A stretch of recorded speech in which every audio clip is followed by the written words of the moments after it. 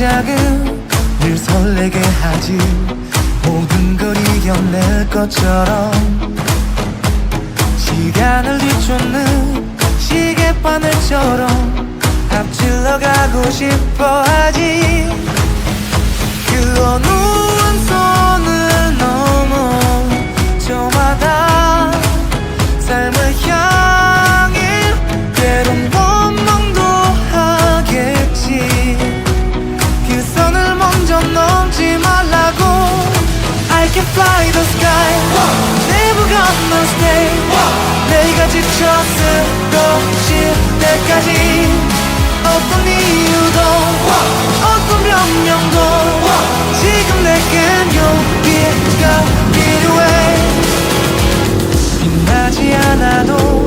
Halo semuanya, perkenalkan nama saya Muhammad Rifki dari Pendidikan Geografi Universitas 11 Maret. Di sini saya akan membuat vlog pembelajaran tentang pola keruangan kota. Nah, apa itu kota? Kota menurut Bintako diartikan sebagai suatu sistem jaringan manusia yang memiliki kepadatan penduduk yang sangat tinggi, strata sosial ekonomi yang heterogen, dan bersifat materialistis.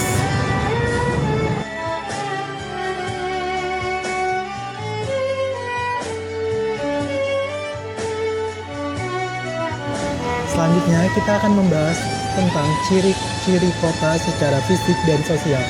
Nah, ciri kota secara fisik, pertama, memiliki gedung pemerintahan, misalnya gedung DPR, gedung MA, Istana Negara, dan sebagainya. Yang kedua, kota memiliki pasar dan pusat perbelanjaan. Contohnya, Pasar Jatinegara, Pasar Senen, mall, dan sebagainya. Yang ketiga, memiliki gedung perkantoran. Misalnya, di kawasan SCBD itu memiliki banyak sekali perkantoran. Yang keempat, memiliki sarana prasarana rekreasi dan olahraga. Misalnya GOR Ciracas, Gelora Rawamangun, dan sebagainya. Nah, ciri kota secara sosial. Umumnya, masyarakat kota bersifat materialistis, individualistis, hedonisme, dan sebagainya.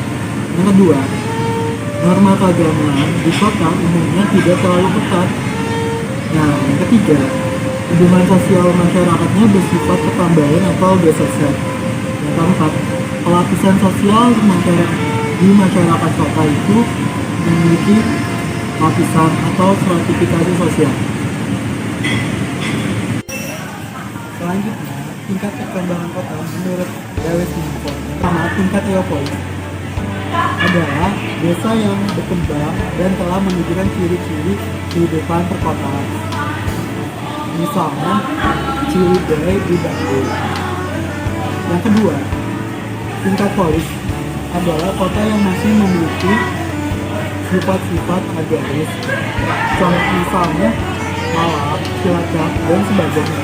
Yang ketiga, tingkat metropolis adalah kota besar yang perekonomiannya sudah menuju ke industri, contohnya Jakarta, Tokyo, Surabaya, dan sebagainya. Yang keempat, tingkat megapolis, wilayah perkotaan terdiri dari beberapa kota metropolis yang berdekatan sehingga membentuk jalur perkotaan yang sangat besar. Misalnya Jabodetabek dan Boston di Amerika Serikat.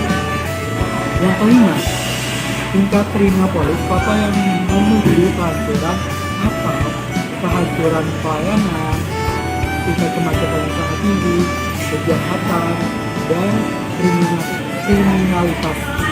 Contoh misalnya Los Cabos di Meksiko atau di Brazil. Nah, yang terakhir, tingkat nekropolis, kota yang tidak mati dan tidak layak untuk kehidupan manusia. Contohnya Pulau Hasina di Jepang dan Quneitra di Syria.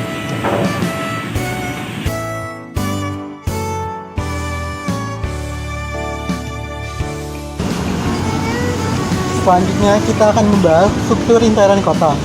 Berdasarkan pola keruangan kota dengan lingkungannya dapat dikelompokkan sebagai berikut.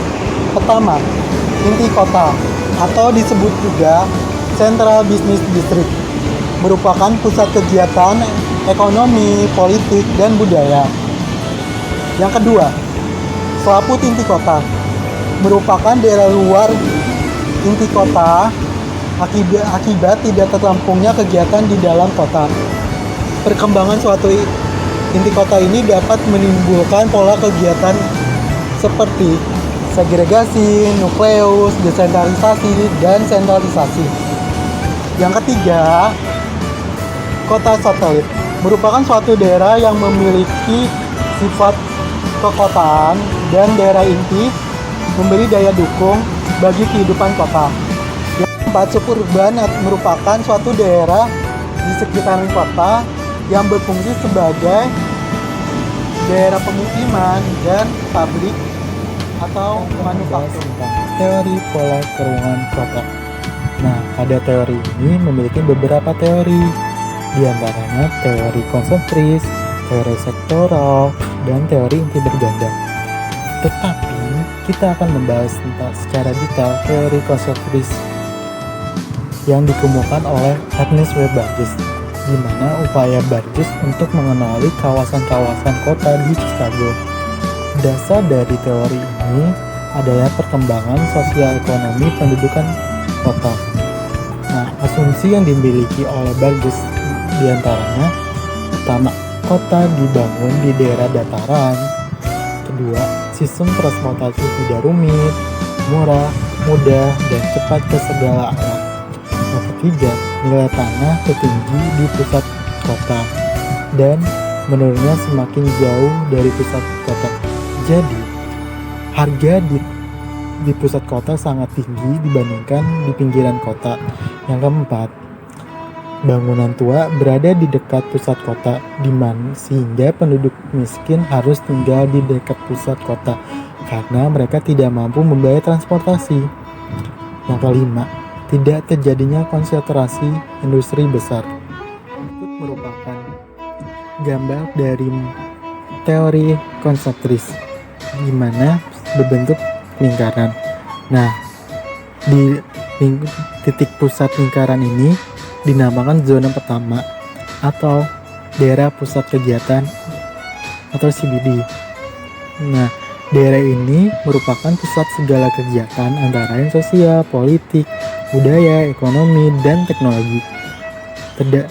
Nah, pada zona pertama ini memiliki ciri memiliki gedung perkantoran yang bertingkat, terdapat pusat pertokoan yang besar, bank, hotel, memiliki gedung pemerintah, dan sebagainya.